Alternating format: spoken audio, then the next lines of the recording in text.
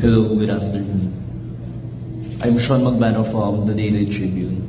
May we know the percentage, if we have, about the exploration of biodiversities in West Philippine Sea for decades? Occupied islands, we've only visited about 8 to 7 or 8. But there's also other unoccupied features within the West Philippine Sea or the Calayan group, about more than 20 probably, and we only able to visit about maybe 4 or 5. So yan yung kabuuan, no? And considering, again, like I mentioned na, it's estimated that about a third of the country's coral reefs are within the PNP. And we only able to visit these parts.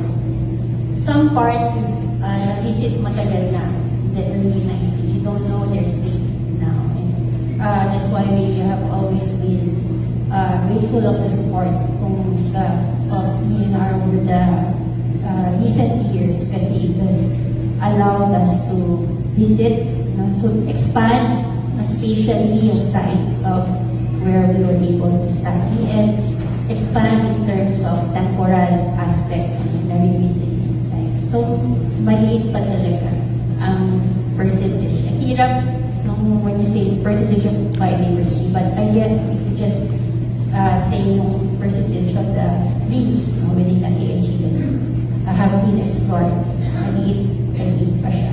And with the current situation, like I mentioned, some of those reefs where we've seen a very productive, ayungin is very productive talaga. Even compared to other reefs in the Philippines. Very productive, high. As Coda showed, is very, very productive. But these reefs, mahirap na balikan at mahirap na puntahan. So yun lang. Kung hindi pa tayo if we're not going to continue our MSR in the other reefs, we might, it's like, they're always saying, it's like a book in the library, and the library has been burned without us ever reading the book. So parang ganyan siya. We will never know what's the diversity and productivity of these other reefs if we will not be able to visit them in time. So marami na between before and now, marami na nadagdag na mga kaalaman. Pero the more we know more, the more we think we know less. If that makes